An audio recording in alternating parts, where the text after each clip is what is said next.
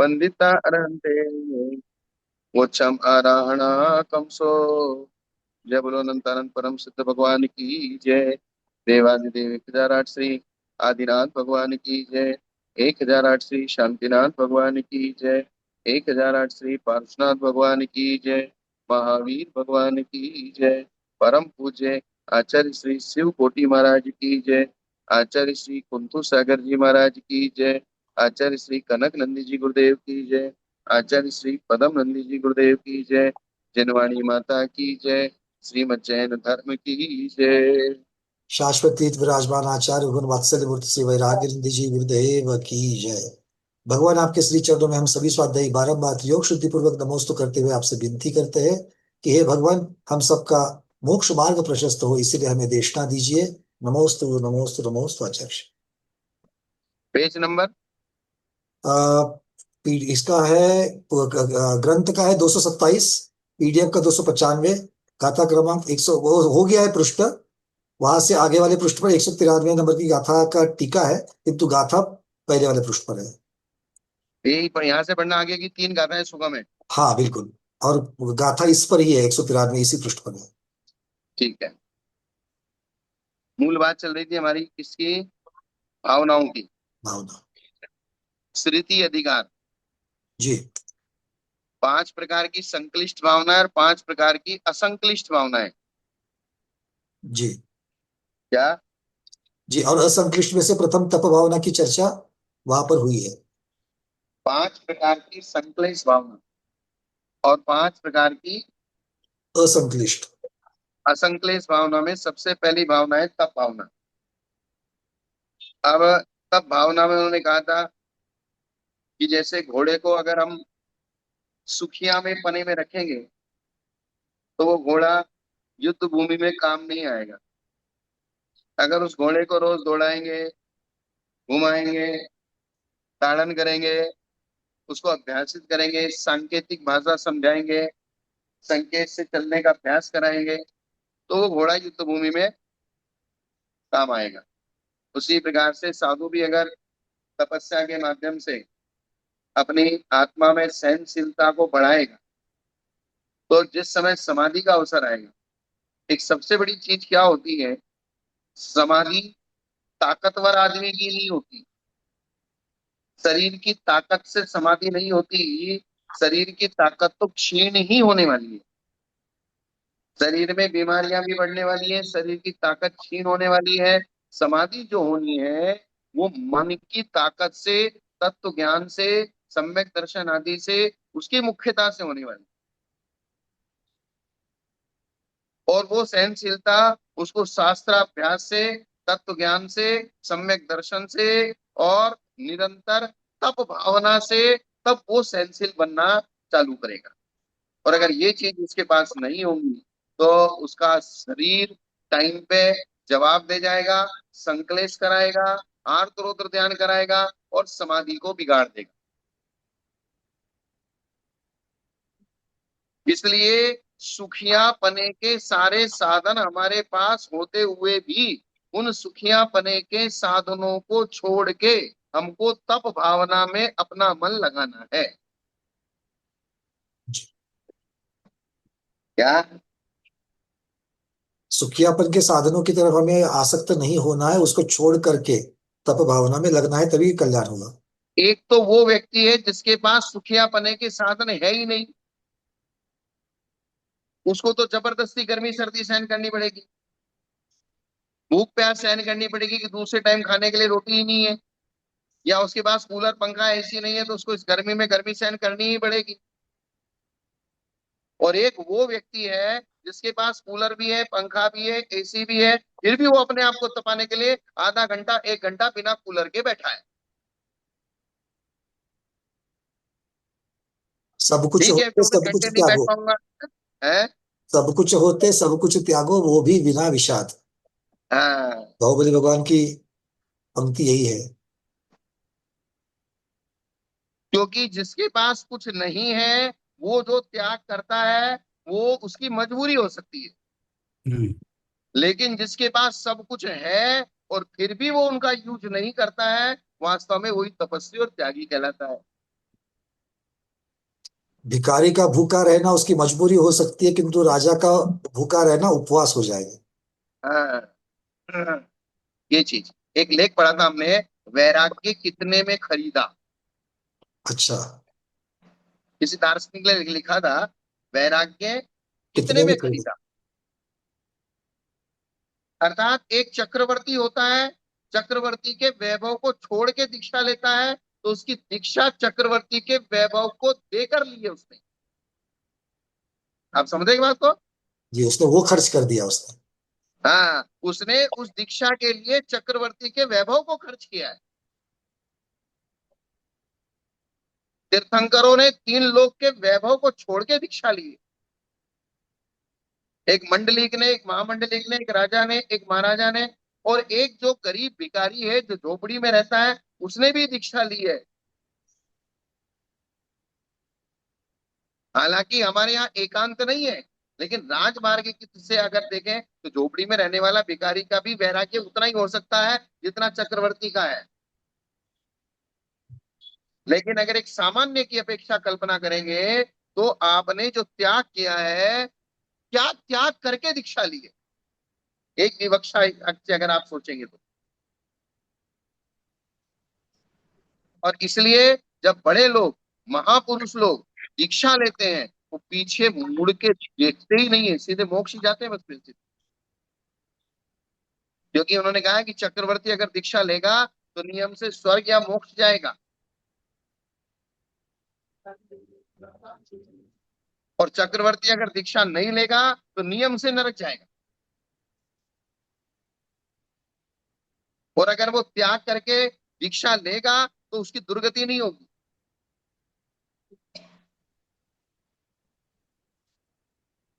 इसलिए स्वामी जो है, हाँ पंकज जी क्या कह रहे हैं। आपको शेष करें। स्वामी जी, मैं कह रहा हूँ, हाँ हाँ, बोलिए बोलिए। 12 चक्रवर्तियों में 8 चक्रवर्ती मोक्ष गए, और हाँ, 2 चक्रवर्ती नरक गए, और 2 चक्रवर्ती स्वर्ग गए हैं। ठीक इसीलिए है। चक्रवर्ती मोक्ष ही जाए अथवा नरक ही जाए ऐसा कुछ नहीं है, नहीं, मध्यम हमने हमने ऑप्शन। हमने क्या बोला, अगर चक्रवर्ती ने दीक्षा लिया है तो नियम से उसकी दुर्गति नहीं होगी, और हाँ, अगर चक्रवर्ती ने दीक्षा नहीं लिया है तो नियम से उसकी दुर्गति होगी। नहीं लिया है तो दुर्गति होगी, हाँ, लेकिन अगर वो लिया लिया है है। तो नियम नियम से या तो स्वर्ग जाएगा या मोक्ष जाएगा। हाँ, स्वर्ग भी जा सकता है, ठीक। स्वर्ग और यानी कि दुर्गति नहीं होगी उसकी। हाँ, ठीक। यही बात थी ना। बराबर है। हाँ, चक्रवर्ती नरक भी जाता है, चक्रवर्ती स्वर्ग भी जाता है, चक्रवर्ती मोक्ष भी जाता है। लेकिन अगर दीक्षा से पहले घर में रह के चक्रवर्ती मर गया तो नियम से नरक जाता है। राजेश्वरी सो नरकेश्वरी, एक ऐसा सूत्र भी है। जो राजेश्वरी सो भोगेश्वरी, जो भोगेश्वरी सो नरकेश्वरी। नरकेश्वरी, क्योंकि चक्रवर्ती का इतना बड़ा 6 खंड के वैभव को छोड़े बिना वो मरा है, तो इतना बड़ा आरंभ और परिग्रह उसका है 6 खंड का, तो वो आरंभ परिग्रह उसको नरक ही लेके जाएगा। वो जो आरंभ परिग्रह है चक्रवर्ती का, वो उसको सुगति नहीं कराएगा। बहु आरंभ परिग्रहतम नारकस्य ऐसा, वैसी स्थिति होगी उसकी। हाँ, अगर उसने दीक्षा ले ली तो फिर कोई उसे नरक नहीं जा सकता। कहने का मतलब मेरा क्या था कि दीक्षा लेने के बाद जो महापुरुष होते हैं, बड़े लोग होते हैं, जब आगे बढ़ जाते हैं तो वो पीछे नहीं लौटते। और हमारे जैसे छोटे मोटे लोग अगर आगे बढ़ भी गए, क्योंकि आगे बढ़ भी सकते हैं और पीछे भी लौट सकते हैं। क्या पंकज जी बिल्कुल बात यही है। है। बिल्कुल, बहुत बहुत सुंदर बात है ये। बिल्कुल, ये मतलब जितना ज्यादा ज्यादा चीजें हैं उतना छोड़ने में तकलीफ होगी, और जितनी तकलीफ करके आप जाओगे वही तप है, वही तप कह। हाँ, चक्रवर्ती के घर में जो होता है, पूरे 6 खंड के घर में किसी भी घर में वो आहार करने चले जाए, कोई भी वैभव वो देख ले, उनका मन डगमगाएगा नहीं। क्योंकि उनके घर में जो होता है वो पूरे 6 खंड में किसी के घर में नहीं होता। और हम लोगों के घरों में, हम जो छोटे मोटे घरों को छोड़ के आए हैं, हो सकता है किसी अरबपति करोड़पति किसी बम्बई के किसी बड़े बंगले वाले के घर में हार करने चले जाए, तो जिसको कभी जिंदगी से हमने देखा ना हो, तो ऐसे कमजोर दिल वाले फिर वहां भटक जाते हैं। और इसलिए पंचम काल के साधुओं को तो यहां तक मना कर दिया, राजपिंड का त्याग करो। जी, इसका इसका कारण वही होगा, मतलब नहीं तो राजपिंड का त्याग करने के लिए क्यों क्यों कहते हैं? हाँ, राजपिंड का त्याग क्यों कराया गया आपसे? क्योंकि आप एक साधारण घर से परिवार से निकले हुए हो, आपकी मानसिकता बहुत बड़ी नहीं है। अगर राजा महाराजाओं के घरों में, बड़े बड़े मंत्री संतरी अफसरों के घरों में जाके, करोड़पति अरबपति सेठों के घरों में जाके हार करोगे, वहां के वैभव को देखकर हो सकता है कि आप निदान बंद कर लो, हो सकता है कि आप उस वैभव के प्रति आसक्त हो जाओ। इसलिए आपके साथ में वो रिस्क नहीं लिया जा सकता। जहां भी आचार्य को ये शंका हो जाती कि भी ये रिस्क लेना ठीक नहीं है, तो मना करते थे, बैठो इधर ही, नहीं जाना उधर। और जो रिस्क ले सकते हैं उनको आज्ञा देते थे, तुम चले जाओ। जैसे भी अकालंदक विधि में बताया था ना, क्या हम्म। अकालंदक विधि में बताया था ना, जिनकी सामर्थ्य होती है उनको तो भेज देते हैं, और जिनकी सामर्थ्य नहीं होती उनको बिठा देते हैं, बोले तुम बैठो। जी जी। क्या सोच रहे हैं आप? कुछ गंभीर चिंतन में जा चले गए। नहीं नहीं नहीं, चिंतन तो यही था दिमाग में। सब कुछ होते सबको कैसे होता होगा वो चीजें, यहाँ पर चार चीजें हैं, उसको छोड़ने में ऊपर नीचे हो रहा है, हमारी जिम्मेदारी है, ये है वो है वो है। वो किस प्रकार से वो चक्रवर्ती किस प्रकार से छोड़ते होंगे? प्रैक्टिकली अगर सोचा जाए तो बहुत बहुत बड़ी बात है। अरे सुकौशल थे, सुकौशल के पिताजी कीर्तिधर थे। उन लोगों ने जब दीक्षा ली थी तो अपनी पत्नी के पेट पे तिलक कर दिया था। जी जी जी, बिल्कुल। बच्चा पैदा भी नहीं हुआ था। उसको राजा बन गया था वो। बच्चा पैदा भी नहीं हुआ कि बोले अगर इसके घर में पुत्र है तो मैंने राजेश पुत्र को दिया। कीर्तिधर राजा। कीर्तिधर ने, नहीं, कीर्तिधर ने तो बच्चा पैदा होने के बाद समाचार सुना था तब दीक्षा ली थी।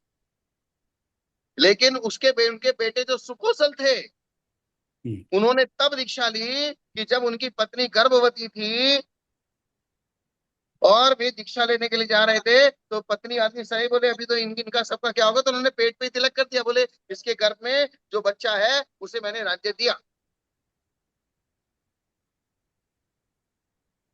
इतने वे निर्विकल्प होके इस प्रकार के वैभव को छोड़ के वे कहाँ भटकने वाले हैं। और फिर रही बात भटकने की तो कोई भी भटक जाए, ये तो परिणामों का खेल है।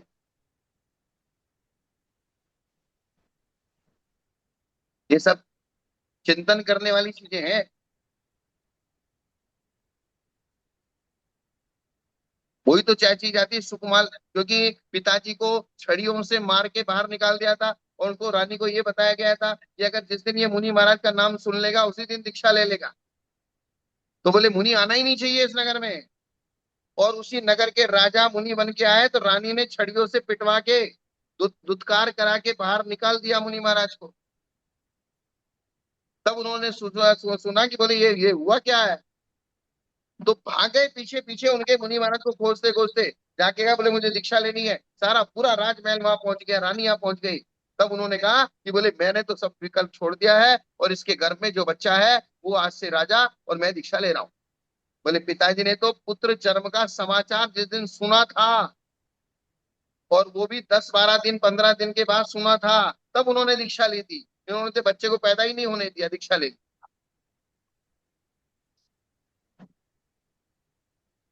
ये जब चर्चाएं हम करते हैं और चर्चाएं सुनते हैं और उनकी बारीकियों को समझने की और चिंतन करते हैं, तब अपने दिमाग के ऊपर बहुत ऐसा लगता है कि हम कहाँ हैं, हमारी स्थिति क्या है, हम कितने पानी में हैं, हमारी मानसिकता क्या है। ये बहुत सारी एक चिंतन करने वाली चीजें हैं।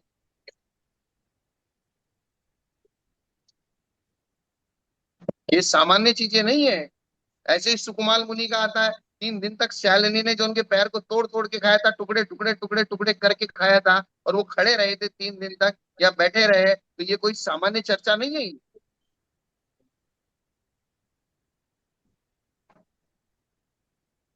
जिनके शरीर के पैर के पद चिन्हों के रक्त के चिन्हों को चाटती हुई वो सियालिनी उनके पास तक पहुंची थी। और जब उसने मुंह मारना चालू किया तो मुंह मार के वो 3 दिन तक लगातार उपसर्ग के सहन किया, एक दिन नहीं 3 दिन। और वो थोड़ा थोड़ा थोड़ा थोड़ा थोड़ा थोड़ा थोड़ा उनको तोड़ तोड़ के खाती रही। भाई एक झटके से किसी गर्दन काट दी जाए तो बात समझ में आए, एक झटके से आदमी मर जाए, और वो भी वो ऐसे जो हाईएस्ट क्वालिटी की सुविधा में रहे हुए हो। राई के मैक्सिमम, दाने भी राई के दाने भी चुभते थे। हाँ मैक्सिमम सुविधा में रहा हुआ इंसान, और इतना परिवर्तन, आखिर ये सहनशीलता आई कहां से? ये जो सहनशीलता है ये मानसिक विचारों से, सम्यक दर्शन से, तत्व ज्ञान से, और नरकों में गिरने के जो दुख हैं उनका विचार करने से, आगम के ऊपर दृढ़ श्रद्धान करने से, कि आगम में जो नरकों के दुख बताए हैं वे साधारण नहीं है। उन सब चीजों को वे मन में स्मरण करते हुए उस वर्तमान के छोटे, बोले ये तो बहुत छोटा दुख है, ये तो बहुत छोटा है, ये तो बहुत छोटा है, ये तो बहुत छोटा है, ऐसा चिंतन करते करते करते करते करते वे अपने आप को स्थिर रखते हैं। बोले ये मनुष्य पर्याय का दुख तो कुछ भी नहीं है, जो दुख मैंने नरकों में और त्रियंचों में सहन किया है। अभी आप देख तो लो जरा, ईद, ये ईद आ रही है, कितने जानवरों की बलि होने वाली है। बिल्कुल बिल्कुल। आप चिंतन करो, सोचो, यहाँ से मरने भर की देर है, किसके गर्भ में जाके पड़ेंगे, किसके गर्भ में जाके पड़ेंगे? एक समय, दो समय, बस लास्ट 3 समय तो वो निष्कुट क्षेत्र में जो पैदा होते हैं उनके लिए 3 समय, अपने लोगों के लिए तो 1 समय और 2 समय। ये आसान नहीं है बिल्कुल भी। और दिमाग में बैठ जाए, लाइन मिल जाए, रास्ता मिल जाए तो एक ही भाव में काम हो जाए, और नहीं बैठे तो आज अनादि काल हो गया, और ऐसे ही आगे का भी अनंत काल हो जाएगा। क्या होगा? अनंत काल ऐसे ही निकल जाएगा जैसे गया अब तक। हाँ, जैसे गया तो कोई इस संसार का आपके रहने ना रहने से कोई फर्क पड़ने वाला नहीं है। तो किसी का कुछ नहीं फर्क पड़ता, क्या फर्क हाँ, पड़ता। आप मोक्ष चले जाओगे तो संसार में कम हो जाओगे, और मोक्ष नहीं जाओगे तो संसार में भीड़ पड़ी रहेगी। इससे कोई कोई मतलब नहीं लेना देना। इसलिए उन्होंने बार बार ये भावना की, सबसे पहले तब भावना कि आप जो है अपने शरीर को कस के रखो, टाइट करके रखो। अगर आप अपने शरीर को कसोगे नहीं, टाइट नहीं करोगे, मरना तो है ही। धीरेण भी मरितव्यम, निधीरेण भी मरितव्यम, दोनों भी यदि मरितव्यम तब धीरेण ही मरितव्यम। चाहे धैर्य छोड़ के मरो, चाहे धैर्य रख के मरो, मरना दोनों तरफ से है। तो इसलिए कम से कम धैर्य के साथ ही मरो, हंस हंस के ही मरो। हंस के मरोगे तो दुनिया याद रखेगी, रो के मरोगे तो दुनिया निंदा करेगी। मरना तो है ही। आयु पूरी होगी, शरीर की ऐसी स्थिति है इस पंचम काल में, किसी को कैंसर हो रहा है, किसी को हार्ट की बीमारी है, किसी को कोलेस्ट्रॉल की बीमारी है, किसी की किडनी फेल हो रही है, कोई एक्सीडेंट में मर रहा है, कोई कुछ हो रहा है, किसी को कुछ हो रहा है, किसी को कुछ हो रहा है। सीधा सीधा तो समाधि लेके मरण तो दिखाई ही नहीं देता, बहुत कम दिखाई देते हैं।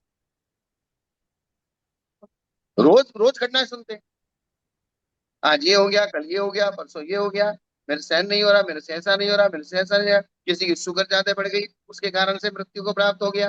किसी की किडनी फेल हो गई, ऐसे साधु के मृत्यु को प्राप्त हुए। किसी का जो है कैंसर हो गया, वो मृत्यु को प्राप्त हो गए। एक्सीडेंट हो गया, वो मृत्यु को प्राप्त हो गए। गाय भैंस बैल ने रास्ते में चलते हुए मार दिया, वो मृत्यु को प्राप्त हो गए। असमय में मृत्यु को प्राप्त हो गए, हार्ट अटैक आ गया।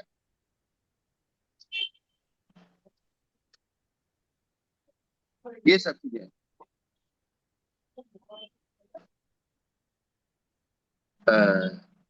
अब आगे की 3 गाथाएं सुगमन की टीका नहीं है। जोगमकारी चंदो अश्वो धूभाविदो चिरम कालम रणभूमि वाहिज्यमाणो पुनति जहे कज्जम उग्मकारी जोगो समाधि कामो तहा मरण काले मोदि उपरिशसो विशेषु परम सुहो जीवो सुध भावनाय नाणम दंसण तव संयमम च परिणवयि तो जोगपैन्ना सोमच्चिविदो समाणी। जिसने पूर्व काल में तप नहीं किया है, अर्थात अपने शरीर को नहीं तपाया है, विषय सुख में आसक्त रहा है, वह जीव मरते समय समाधि की कामना करता हुआ, समाधि की कामना तो करता है लेकिन परिचय सहन उससे होती नहीं है, तो इसलिए समाधि होती नहीं है, आर्द्रोध ध्यान में चला जाता है, क्योंकि उसने सहनशीलता नहीं बढ़ाई। सहनशीलता बढ़ाने के लिए एक आलतू फालतू जो आपसे दुश्मनी रखता हो उसको अपने अड़ोस पड़ोस में ही रखो, और जो 24 घंटे आपको गालियां दे, कचाए करे आपके ऊपर, और आप उसकी गालियां सुनते सुनते नहीं कोई बात नहीं, मेरे पूर्ण कर्म का उदय है, कोई बात नहीं, एक थोड़ा प्रैक्टिकल तो करो। मराठी में कहते हैं निंदकाचे घर असावे शेजारी। आपकी हाँ, आपकी निंदा करने वाले का घर बाजू में होना चाहिए। बस। लेकिन इसको प्रैक्टिकल किसी ने नहीं किया आज तक, थोड़ा नहीं, प्रैक्टिकल में लाओ। वो तो सिर्फ कहावत है। हाँ। निंदक नहीं राखी आंगन गुटी शवाय, साबुन लेवे गांठ का, पाप हमारे धुलाए। खुद का साबुन लगाता है और हमारे पाप धोता है।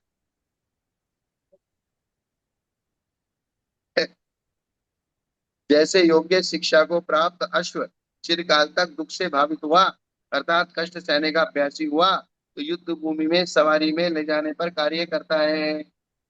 उसी प्रकार पूर्व में तप करने वाला, विषय सुख से विमुख जीव मरते समय समाधि का इच्छुक हुआ, निश्चय से परिचय को सहन करने वाला होता है। अब श्रुत भावना का महात्म्य प्रकट करते हैं। इसका शुद्ध भावना। पहली तप भावना, दूसरी शुद्ध भावना। श्रुत भावना, असंक्लिष्ट भावना। श्रुत भावना से सम्यक ज्ञान, सम्यक दर्शन, तप और संयम रूप परिणमन करता है। निरंतर जो शास्त्रों का अभ्यास करता है, श्रुत ज्ञान में लगा रहता है, उसके सम्यक ज्ञान की वृद्धि होती है, सम्यक दर्शन की दृढ़ता होती है, तप की वृद्धि होती है, संयम की वृद्धि होती है, अर्थात ज्ञान से सब कुछ होता है। ज्ञान भावना से उपयोग की प्रतिज्ञा को सुखपूर्वक अचलित होता हुआ समाप्त करता है। क्या? ज्ञान भावना से उपयोग की प्रतिज्ञा को सुखपूर्वक अचलित होता हुआ, जो उसका दृढ़ उपयोग अपनी आत्मा में या श्रुत ज्ञान में लगा रहता है, उसको सुखपूर्वक बिना डिगे अंतिम समय तक, मरण समय तक, समाधि तक उसको लेके जाता है। जो सुना जाता है वह श्रुत है। ऐसी व्युत्पत्ति करने पर श्रुत से शब्द श्रुत कहा जाता है। उसकी भावना का मतलब है शब्द के अर्थ विषय ज्ञान में बार बार प्रवृत्ति करना। क्या? शब्द के अर्थ विषय ज्ञान में एक शब्द होता है, एक शब्द का अर्थ। अर्थ होता है, उस अर्थ अर्थ से पदार्थ का ज्ञान आत्मा में होता है, उसमें जो बार बार प्रवृत्ति करता है, ये शब्द है, ये इसका अर्थ है, ये शब्द है, ये इसका अर्थ है, उसको अपनी आत्मा में बैठाता जाता है। उसका अभ्यास करना श्रुत भावना है। शंका, शब्द रूप श्रुत का बार बार पढ़ना श्रुत भावना है, ज्ञान उससे भिन्न है। बोले श्रुत भावना का मतलब तो बार बार क्या, जीवो वो गमो मुक्तिगता सदैव परिमाणो होता संसार तो विसोट गई ते काले जदुबाना, ऐसे पढ़ते जाओ। बोले ये श्रुत भावना है। शंकाकार क्या कह रहा है? बार बार पढ़ना ही तो शुद्ध भावना है। शब्द रूप श्रुत का बार बार पढ़ना ये शुद्ध भावना है, और ज्ञान जो होता है वो उससे भिन्न है। अब वो चीज हमेशा ध्यान रखो, ज्ञान रूप पदार्थ, पदार्थ रूप पदार्थ और शब्द रूप पदार्थ। जी। बोले शब्द अलग है, ज्ञान अलग है। श्रुत का कार्य ज्ञान है, उस शब्द का कार्य क्या है? न्याय। शब्द कारण है और ज्ञान उसका कार्य है, अतः उसे भी श्रुत शब्द से कहते हैं। इसमें कोई दोष नहीं है। जो गच्छति चलती है वह गाय है, ऐसी व्युत्पत्ति करने पर भी अश्वादी को गो शब्द से नहीं कहा जाता, चलता तो घोड़ा भी है। भाई गो शब्द की व्युत्पत्ति करेंगे, जो चलती है वो गाय है। तो इसका मतलब बोले घोड़ा भी चलता है, तो बोले वो भी गाय हो गया। बोले नहीं, वो गाय नहीं बनेगा। और बैठी हुई होगी तो भी वो गाय है, चलती हुई है तो भी गाय है, और खड़ी है तो भी गाय है, और घोड़ा चलता हुआ है तो भी वो गाय नहीं है। किंतु रूढ़िवश गल कंबल वाले पशु को ही गाय कहा जाता है। इसी प्रकार श्रूयते जो सुना जाता है वह श्रुत है। ऐसी व्युत्पत्ति करने पर भी कान से जो कुछ वचन समूह को सुना जाता है उस सबको श्रुत नहीं कहते। बात समझ में आई ना? सारे शब्द श्रुत नहीं है ऐसा कह रहे हैं। हाँ, सिर्फ वो द्वादशांग आगम के शब्द हैं वे श्रुत हैं। जी। घोड़ा गाय नहीं है, गाय ही गाय है। और श्रुत शब्द की व्याख्या हमने की, जो सुना जाता है वो श्रुत है। इसका मतलब अन्य कुछ भी सुना जाता है वो सब श्रुत है। नहीं, ऐसा तो नहीं होगा। अब इसमें मैं एक विशेष बात ये बता रहा हूँ कि बहुत सारे लोग ये कल्पना करते हैं, जैसे अखबार है, अब अखबार में जो लिखा हुआ है, या कहीं मंदिरों में नाम आदि लिखे रहते हैं, जमीन पे लिखे रहते हैं, तो कुछ लोग कहते हैं भाई ये भी अक्षर ही है, ये भी श्रुति है, जो अक्षर है वो सब श्रुत है। इसका मतलब क्या हुआ? नहीं, अक्षर से श्रुत बनता है किंतु सारे अक्षर श्रुत नहीं होंगे। श्रुत हाँ, आगम के अनुसार जो अक्षर है उतने ही श्रुत है। बस बस बस बस बस। स्वामी जी इसीलिए हाँ स्वामी जी। समय सार में कहा सद्दो नानम न होली, सद्दो नानम न होली, सत्तो नानम न होली। शब्द सही है। ज्ञान नहीं है और शास्त्र ज्ञान नहीं है। उसके द्वारा जो भाव अर्थ जो जीव को समझ में आ रहा है ज्ञानोपयोग के द्वारा, वो ज्ञान जो क्या है श्रुत है। लेकिन शब्द इसीलिए लेकिन शब्द उसका कारण होने के कारण व्यवहार से जो क्या है शास्त्र को भी ज्ञान माना जाता है और उसका आदर किया जाता है।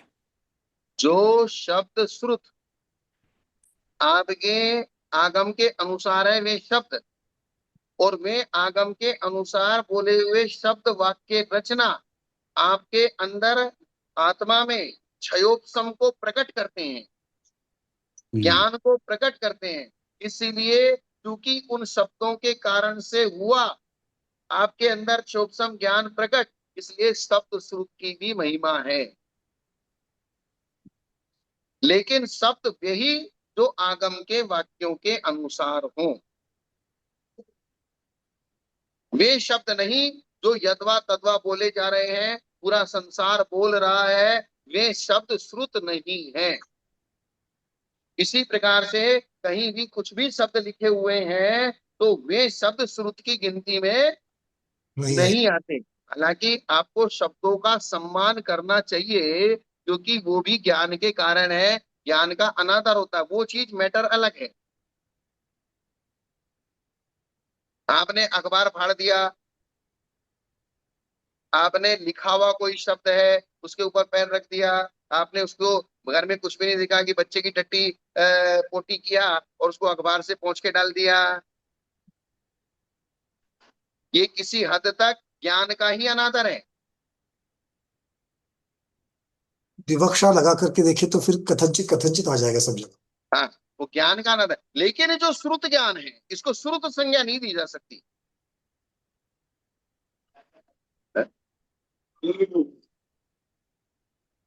उनको जाने दो ना, बोले अभी महाराज में बैठी बैठी तो अभी जानो क्या। आगम के अर्थ के अनुसार होगा तो फिर उसको उन अक्षरों को हम द्रव्य शुद्ध या शुद्ध को शुद्ध ही मानेंगे। हाँ, श्रुत ज्ञान मानेंगे। जैसे हम ये भगवती आराधना पढ़ रहे हैं, ये भगवती आराधना के जो शब्द है, श्रुत का कार्य ज्ञान है तो उसे सभी श्रुत शब्द से कहते हैं, ये जो वाक्य पढ़ रहे हैं अपन। पंकज जी, हाँ मतलब हाँ आचार्य जी, अपन। मतलब कथनचित अगर जैसे विद्यानंद महाराज जी कह रहे हैं वैसे भी देखा जाए तो इन्हीं अक्षरों से इन्हीं वर्णों से द्रव्य शुद्ध बनने वाला है। इस विवक्षा से वो वर्ण जो है वो पूजनीय है, वो शुद्ध है। किंतु अर्थ की अपेक्षा से जब देखा जाए तो आगम के अनुसार जो अर्थ उत्पन्न होता है उतने अक्षरों को ही हम शुद्ध मानेंगे, ये भी कथनचित की अपेक्षा से आ जाए। क्योंकि इसी कभी कभी बहुत सारे लोग ऐसा बोल देते हैं कि बोले हम श्रुत ज्ञान का अपमान कर रहे हैं। मंदिर में अगर किसी का नीचे लिखा हुआ नाम है और उसमें पैर पड़ जाता है तो बोले ये श्रुत का अपमान है। जैसे हिंसा शब्द है, बिल्कुल आपके आप एक शब्द को हम अगर दृष्टांत में लगाएंगे, अगर एक हिंसा शब्द लिखा हुआ है, तो हिंसा शब्द जो है, हिंसा करना, परमो धर्मा, अगर ऐसा कोई लिखा हुआ है, हिंसा परमो धर्मा ऐसा अगर लिखा हुआ है, तो वो द्रव्य शुद्ध नहीं है। अगर ऐसा लिखा हुआ अगर फाड़ कर फेंकते हैं, तो उस विवक्षा से वो शुद्ध का अपमान नहीं होगा। ये हमारा कहना है हाँ। कि अगर आपने अखबार फाड़ के फेंका तो किसने कहा आपने श्रुत ज्ञान का अपमान कर दिया? पहली बात तो वो अखबार श्रुत ज्ञान नहीं है। जी, किंतु ह स परम का परम, ये सारे अक्षरों से द्रव्य शुद्ध बनता है, इसलिए वो वर्णमाला की अपेक्षा से वर्ण जो है वो पूज्य है, वो हाँ, शुद्ध है, ये बात विवक्षा उस से। अपेक्षा से आप उसको एक सामान्य लौकिक ज्ञान मानते हुए ज्ञान का अनादर आपको नहीं करना चाहिए, क्योंकि ज्ञानावरणी कर्म का बंध होता है। उस विवक्षा से आपको उसका भी जो है इस प्रकार से अनादर नहीं करना। जी। लेकिन श्रुत ज्ञान है, क्योंकि सामान्य श्रुत ज्ञान, विशेष श्रुत ज्ञान, सिद्धांत श्रुत ज्ञान, उसके लिए जो विशेष विशेष चीजें बताई है, कि आप एक सामान्य पद्म पुराण पढ़ रहे हो, आप एक लब्धिसार चपड़ासार गोमटसार जीवकांड पढ़ रहे हो, आप एक धवला जय धवला सिद्धांत पढ़ रहे हो, आप अंग पुरु पढ़ रहे हो, तो जैसे जैसे आप ऊपर बढ़ते जाओगे वैसे वैसे शब्द वो क्या वही है, शब्द तो वही 64 अक्षर है, जी, वो कम है। लेकिन 64 अक्षर वो के वो वही होते हुए उनकी कैटेगरी बढ़ती चली गई, कॉम्बिनेशन अलग अलग हो गया। जी, क्या हो गया? कॉम्बिनेशन अलग अलग होंगे बिल्कुल, क्योंकि वर्ण होते हाँ, ही है। एक गौतम स्वामी ने उसका कॉम्बिनेशन बनाया, और एक आपने भी शास्त्र लिखा है, पूर्वाचार्यों को पढ़ के आपने कॉम्बिनेशन बनाया, आपने भी वाक्य ही बनाया है और गौतम स्वामी ने वाक्य बनाया है, तो दोनों वाक्य बराबर नहीं कर सकते।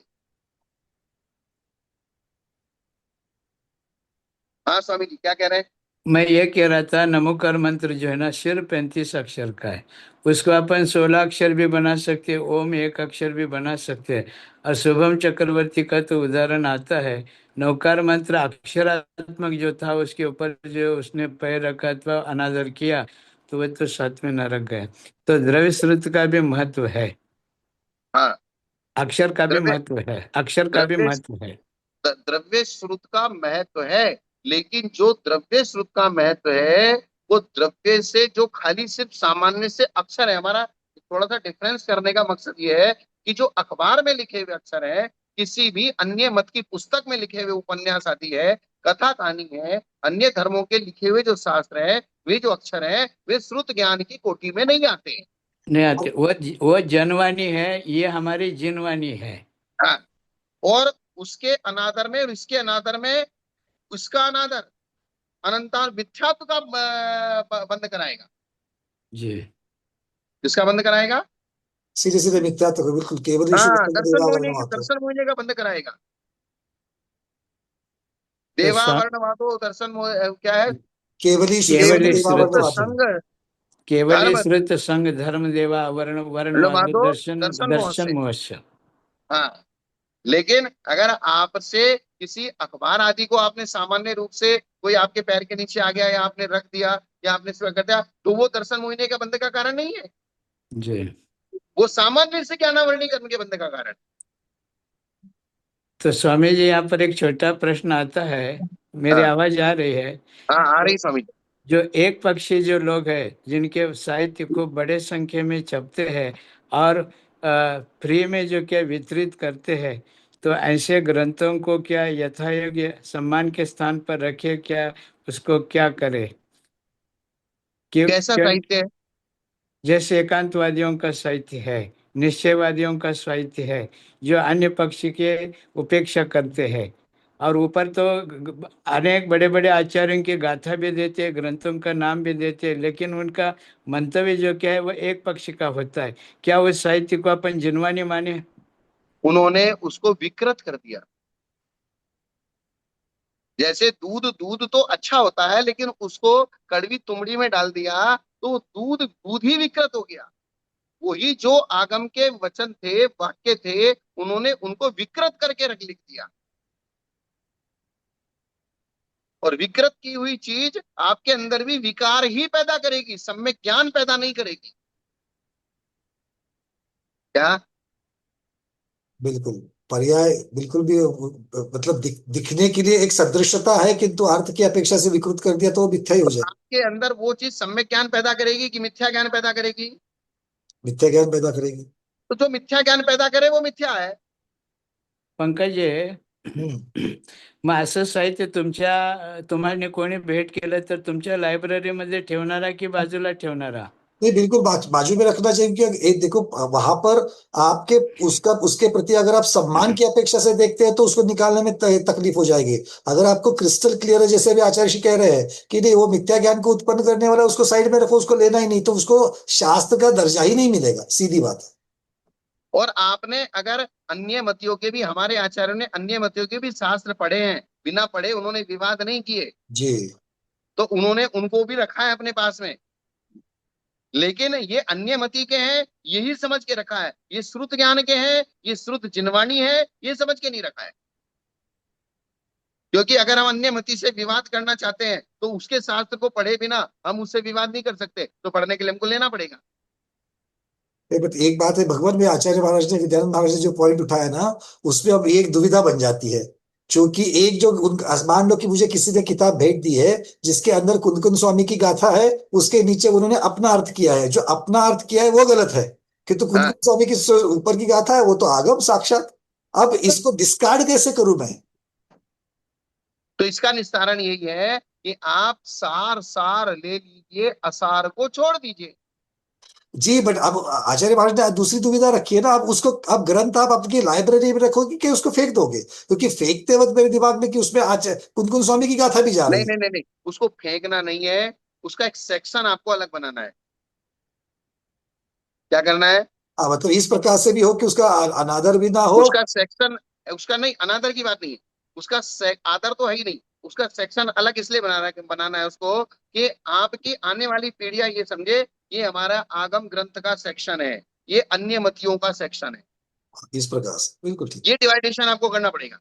ये अच्छा, क्यों आचार्य महाराज, विद्यानंद महाराज को भी मैं पूछ रहा हूँ कि ये ठीक बात रहेगी?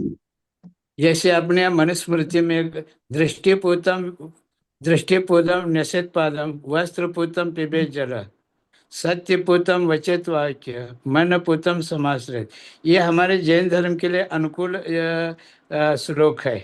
देख करके चलना चाहिए, तभी पग रखना चाहिए, पानी छान करके पीना चाहिए, मन पवित्र करके सत्य के आधार पर ही अपन बोलना चाहिए, ये जैन धर्म में कहता है। और मनुस्मृति का यह श्लोक है, तो यह श्लोक योग्य होने के कारण उस मनुस्मृति ग्रंथ को अपने ग्रंथ के साथ रखना योग्य है क्या नहीं? क्या नहीं उस रखना। या अन्य अन्य श्लोकों के साथ ये श्लोक क्या भी अपन उपेक्षा करें, अनादर करें? उपेक्षा, देखो, हम जो जिस पद पे बैठे हैं, हमारे जितने फॉलोवर्स, हमारे शिष्य हैं, अगर हम एक बार समझ लेंगे, लेकिन हमारे से जो नीचे का तबका है वो नहीं समझेगा और वो गलत लाइन पकड़ सकता है, उसको अपने साथ अच्छे लगने की बजाय और अन्यों के साथ और ज्यादा अच्छे लग सकते हैं। इसलिए हमको ये सावधानी बरतनी है, इसमें हमको रिस्क नहीं लेना है। जैसे स्वामी जी कमल प्रमेय कमल मार्तंड है, प्रमेय रत्नमाला है, परीक्षा मुख है, ऐसे जो न्याय ग्रंथ है ना, वहां पर अन्य मतों को, अन्य पक्षों को रख करके उसका निरसन किया गया। तो हाँ, हमारे हमारे ग्रंथों में उनका भी पक्ष रखा गया, अपना भी पक्ष रखा गया। तो क्या उनका पक्ष है करके अपने ग्रंथों को अपन निगलेक्ट करें क्या? नहीं नहीं नहीं नहीं नहीं, वो एक मैटर बिल्कुल अलग हो हाँ, गया वो स्वामी अलग हो जी। जाए। वो मैटर बिल्कुल अलग हो गया। वहां हमारे आचार्यों ने अपना पक्ष रख के, सामने वाले के पक्ष को सामने रख के, दोनों को एक बराबर तुलनात्मक करके, जैसे दो शक्कर होती हैं, बराबर बराबर हाथ में रखेंगे तभी मालूम पड़ता है कि कौन सी ज्यादा सफेद है और कौन सी कम सफेद है। दूर दूर रहती है तो मालूम नहीं पड़ता है। तो बराबर बराबर रख के और फिर लास्ट में ये सिद्ध किया गया है कि देखो ये गलत है, ये एकांतवादी है और ये बात सिद्ध नहीं होती है, अपने जैन मत की ही बात सिद्ध होती है, और आदमी उसी के ऊपर दृढ़ सिद्धांत करता है। वो वहां एक उसको सिद्ध करने का तरीका है।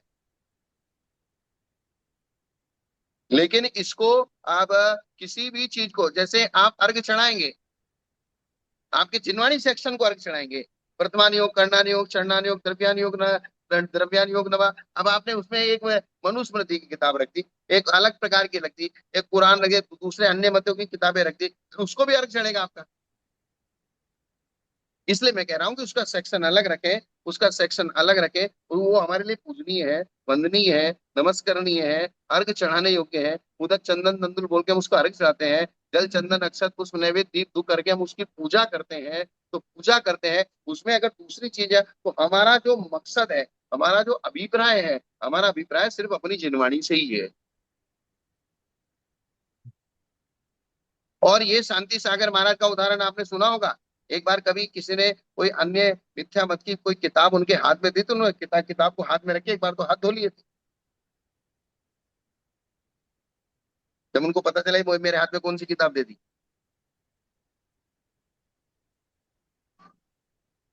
अब जी। ये चीज वे आगे आने वाली पीढ़ी को क्या संदेश देना चाहते हैं? क्या हम अन्य मत की किताब को हाथ ही ना लगाए? हाथ लगाएं। इसका मतलब ये नहीं कि अन्य मत की किताबों को हाथ ना लगाएं। हाथ नहीं लगाएंगे और पढ़ेंगे नहीं तो हम उनका खंडन मंडन कैसे करेंगे? लेकिन उनका जो अभिप्राय था, उनका अभिप्राय था कि अगर आपके अंदर योग्यता नहीं है तो आप उस चीज को हाथ नहीं लगाना, उस चीज से दूर रहना। क्योंकि हमारी बुद्धि बहुत छदमस्त है, बहुत छोटी है, और सामने वाले के पास हमारे से भी बड़े बड़े तर्क वितर्क हो सकते हैं, तो अपने तर्क वितर्क हमारे अंदर घुसा के हमको मिथ्या दृष्टि बना देगा। जीव कांड जी में यही गाथा आई है कि कुहेतु कु दृष्टांत से हमारे क्षोभसमिक सम्यक दर्शन को विराधना होने में एक क्षण भी नहीं लगता। जीव कांड की जो गाथा है, अब ये योग्यता के ऊपर निर्भर करता है। अब आप पढ़ सकते हैं, क्योंकि आपको अच्छे भले का ज्ञान है, सम्यक ज्ञान और मिथ्या का ज्ञान है, अलग अलग आप उसको करके देख सकते हैं। इसलिए आप पढ़ें, लेकिन आपकी देखा देखी मैं पढ़ूं कि मुझे मुझे ऐसा लगता है कि मैं तो कोई चार तर्क दे दे तो मेरा दिमाग उसमें बह जाता है। इसलिए विद्यानंद जी स्वामी आप पढ़ सकते हैं, मैं नहीं पढ़ सकता हूं, मुझे ऐसा लगता है। तो मुझे रिस्क लेना चाहिए कि नहीं? अब पंकज जी, मैं एक अगला स्वामी जी एक प्रश्न पूछता हूँ, आप अन्यथा मत लीजिए। नहीं, अन्यथा नहीं, अन्यथा कोई चर्चा ही नहीं है, यहाँ तो मैं समीक्षा है। ने आपने कहा अन्य दर्शनकारों का, अन्य मतावलंबियों का पढ़ना नहीं चाहिए, हाथ लगाना नहीं चाहिए। तो किसके हमारे लिए, किसके लिए, किसके लिए? हाँ, ये जिनका विरोध जो ज्ञान, असमर्थ है, जो हाँ, असमर्थ है, अज्ञानी है, जी, या बह जी। सकते हैं, उनके लिए। तो हमारे यहाँ पर षड द्रव्य में और नौ पदार्थों में मात्र जीव पदार्थ ही उपादेय है, बाकी सारे पदार्थ है।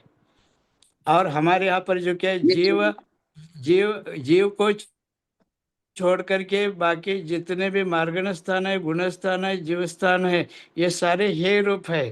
तो जीव कांड, कर्म कांड, ये अशुद्ध नयों का वर्णन और अशुद्ध द्रव्यों का वर्णन करने वाला, जो हमारे आत्मा से कोई भी संबंध नहीं रखता है, ऐसे ग्रंथों को पढ़ना या मिथ्या ना ना ना ना ना ग्रंथों ना, को पढ़ने का ये दोष नहीं। ये मेरा अभिप्राय ही नहीं है। जी ये मेरा बिल्कुल भी, अभी मैं जो बात कह रहा हूँ वो बिल्कुल अलग कह रहा हूँ, और आप जो बात कह रहे हैं वो बिल्कुल अलग प्रकार से कह रहे हैं। इसको आप कैसे सिद्ध करेंगे? मिथ्या ग्रंथों को नहीं पढ़ना क्योंकि वह मिथ्या है। तो ये हमारे आत्म स्वभाव को छोड़ करके पुद्गल से हमारा क्या लेना देना? तो पुद्गल हमारे आत्म स्वभाव, एक मिनट, एक मिनट, एक मिनट। आत्म स्वभाव और पुद्गल स्वभाव, पुद्गल स्वभाव को भी जैसा है वैसा मानना ये मिथ्या नहीं है। धर्म द्रव्य के स्वभाव को जैसा है वैसा मानना ये मिथ्या नहीं है। तो इसी आत्म प्रकार स्वभाव को जैसा मानना वो मेरे लिए हे उपादेय क्या है, ये मैटर सेकंड है। लेकिन पहले तीनों लोकों में जितनी भी वस्तुएं हैं, जितने भी तत्व हैं, उनके सही स्वरूप को मुझे समझना है। और सही स्वरूप को उस द्वादशांग जिनवाणी में भगवान ने अपनी दिव्य ध्वनि में बताया है। वो सही स्वरूप को ही बताया है, मिथ्या स्वरूप को नहीं बताया है।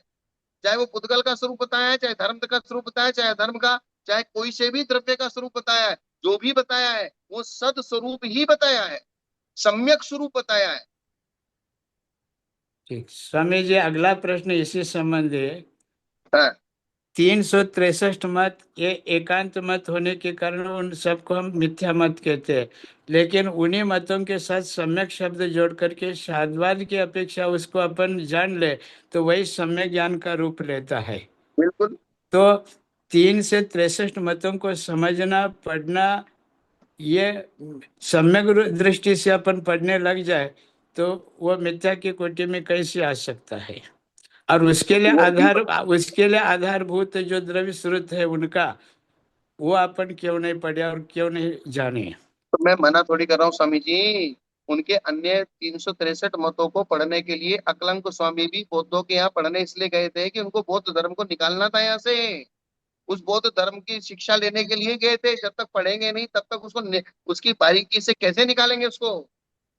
यहाँ सर्वथा पढ़ने का निषेध नहीं है, लेकिन यहाँ समस्या ये है कि हमें जो एक हमारे पास साधारण साधु है जिसको ज्ञान नहीं है या इस प्रकार का विवेक नहीं है, अलग करने का विवेक नहीं है, उसके सामने अगर कोई भी किसी के भी सामने उसको बैठा दिया जाए तो चार तर्क देके उस अपने जैन साधु को वो अपना बना लेगा। जो प्रभावित हो सकता है, जिसको दोनों का ध्यान उसको नहीं दूर होगा, तो रखना है। वो भटक जाएगा। ये विवक्षा। जैसे जैसे सांख्य मत नित्य पक्ष का प्रतिपादन करता है, बौद्ध मत जो है या अनित्य पक्ष का। और हम जैन दर्शन के नित्य और अनित्य दोनों पक्षों को स्वीकार करते हैं। तो हम हमारी दृष्टि सम्यक होगी तो हम सांख्य को भी स्वीकार कर सकते हैं और बौद्ध मत को भी अपन सिर्फ जो क्या हमारे पास दृष्टि होनी चाहिए, हाँ इनकी बात की हमने सटीक। हमने न तो सांख्य को स्वीकार किया है और न बौद्धों को स्वीकार किया है। हमने सिर्फ उस पक्ष को स्वीकार किया है जो जिनेंद्र भगवान ने, अरियंत भगवान ने कहा है। क्योंकि सांख्य ने एक अकेले को कहा है सिंगल भंग, और उसने बौद्ध ने एक सिंगल भंग को कहा है। हमने उस मत को स्वीकार किया जिसने दोनों को विवक्षात्मक माना है। हाँ, माने इस हमारा दृष्टि एक से, एक तीसरा भंग है। हाँ इस दृष्टि से उनकी बात यह सही है, इस दृष्टि से उनकी बात यह सही है। वहाँ दृष्टि लगाने के कारण उनका जो मत है वही हमारे लिए सम्यक ज्ञान का कारण बनता है। लेकिन हम फिर भी बौद्ध को सम्यक नहीं कहेंगे। हाँ नहीं कहेंगे क्योंकि एकांत एकांत मत है हाँ, उनका। हम सांख्य को सम्यक नहीं कहेंगे जी। क्योंकि वे सर्वथावादी है। वो जी। विवक्षाधीन नहीं करते, जी। कहते किसी चीज को। वो तो ये इस कहते पूछी आती है। इसलिए जैन दर्शन की कसौटी शाद्वद है। हाँ, अनेकांत और शादवान। इसमें बहुत सारे पेंच हैं, जैसे पगड़ी में पेंच होते हैं ना। जी। ऐसे बहुत सारी एक विवक्षाएं हैं। जी। गुरुदेव, इसके इसके अनुभव भी हो चुके हैं। जैसे कि आपने कहा था कि जिसके पास ये तैयारी नहीं है, पात्रता नहीं है, फर्क हाँ किसका खंडन किसका मंडन। ऐसे जीव अगर मान लीजिए कि उनको धर्मध्यान के बारे में मालूम नहीं है, सामायिक आदि के बारे में मालूम नहीं है, किंतु वो सीधे सीधे विपश्यना केंद्र में जाते हैं और विपश्यना केंद्र में उनको 8 दिन का अभ्यास कराया जाता है मेडिटेशन का। और वहां पर आने के बाद वो सिर्फ मेडिटेशन करना नहीं, उसके साथ में वो बौद्ध मत को भी लेकर के आते हैं। तो हाँ। ये जो उसमें रिस्क है, उसको सामने देखते हुए जिसकी वहां पर पात्रता नहीं है उनको वहां पर हमको नहीं भेजना चाहिए। ये अर्थ इसका निकलना। और एक उदाहरण मैं आपको दे दूं, जैसे इंग्लिश मीडियम का होता है। इंग्लिश मीडियम में ज्ञान को प्राप्त करना ये गलत नहीं है, किंतु कॉन्वेंट स्कूल में डालोगे तो इंग्लिश सिलेबस के साथ साथ में जीसस इस प्रकार से करता है। हमने आंखों से देखा है कि 2 क्लासरूम के बीच में जो दीवार होती है उसके ऊपर जीसस के बारे में लिख करके, जीसस ये है, जीसस वो है, जीसस को ही पढ़ना चाहिए, जीसस को ही मानना चाहिए। ये जो वहां पर उन्होंने बता दिया है, उसके लिए कॉन्वेंट खराब है, इंग्लिश मीडियम खराब नहीं, वो भाषा भाषा है। किंतु लोग खराब क्यों है? लोग ये समझते हैं पंकज जी कि कॉन्वेंट स्कूल में पढ़ा के हम अपने आप को बड़ा गर्वान्वित महसूस करते हैं। उसके जबकि इतने बड़े प्रॉब्लम्स हो चुके हैं आगे चल करके, खान पान और रहन सहन और आपके लिबास से लेकर के बहुत सारी चीजें, बच्चे इस प्रकार की चीजों को सीखते हैं और उसी को अच्छा मानते हैं। नहीं, एक बात में चलते चलते कहते हैं, तो कॉन्वेंट शब्द का अर्थ पता है आपको क्या है? कॉन्वेंट स्कूल कब चालू हुए हैं? ये उनके धर्मगुरुओं के द्वारा बनाए हुए हैं ना, ये तो नहीं नहीं नहीं नहीं आश्रितों के नहीं लिए नहीं है। नहीं नहीं नहीं नहीं। कॉन्वेंट शब्द का अर्थ है, यानी कि विदेशों में जो हमारे यहाँ जिस प्रकार से शादी संबंध होते हैं, विदेशों में तो क्या होता है, शादी किया, बच्चे पैदा हुए, फिर दूसरी शादी कर ली, फिर तीसरी शादी कर ली, उन बच्चों को अनाथालय में छोड़ दिया। तो सरकार ने कहा कि भाई ये बच्चे सब अनाथ हो गए, अब क्या करें? उन अनाथ बच्चों को सिखाने के लिए कॉन्वेंट स्कूल खोले गए। जी, आश्रित अनैतिक संबंध से जन्मे हुए आश्रित जो होते हैं हाँ, उनके लिए है ये। अनैतिक संबंधों से पैदा हुए, या जिनकी शादी या विच्छेद हो गए, तलाक हो गए, वे बच्चे अनाथ हो गए, अब उनको कहाँ पढ़ाया जाए? तो उनके लिए कॉन्वेंट स्कूल खोले गए। आज हम समझते हैं कॉन्वेंट स्कूल में पढ़ा के हम अपने आप को गर्व महसूस करते हैं। तुम अनाथ, जिनका कोई माँ बाप नहीं है, उनके लिए वो कॉन्वेंट स्कूल है। तो जिसकी पात्रता है वो बिल्कुल आचार्य विद्यार्थी महाराज कह रहे हैं वो ठीक है, क्योंकि खंडन मंडन समझेंगे तभी तो उनको अपना और दृढ़ हो जाएगा, किंतु वो पात्रता चाहिए, ये महत्वपूर्ण बात है। नहीं, प्रायश्चित शास्त्र में स्पष्ट लिखा है, अगर तुमको वाद विवाद करने की क्षमता नहीं है और फिर तुम किसी अन्य मत के साथ वाद विवाद किया है और अपनी मुंडी अपनी नाक कटाया है, तो आके आचार्य से प्रायश्चित लो, तुमने जैन धर्म का नुकसान कर दिया, क्योंकि सामने वाला तुम्हारे ऊपर हावी हो गया और तुम्हारे पास युक्ति और तर्क नहीं थे और तुम हार गए। इसलिए तुमको वाद विवाद करने का अधिकार नहीं है, उसके बदले आपने जैन धर्म की हानि की है, इसलिए आपको प्रायश्चित लेना पड़ेगा। ये सारी चीजें हैं। ठीक है, आज इतना ही रहने दें। जी भगवान। बराबर। तो आज के स्वाध्याय को गुरुओं के श्री चरण में बारंबार नमोस्तु वंदना इच्छा का करते हुए यही पर समापन करते हैं। जैनम जयतु शासनम, जैनम जयतु शासनम, जैनम जयतु शासनम।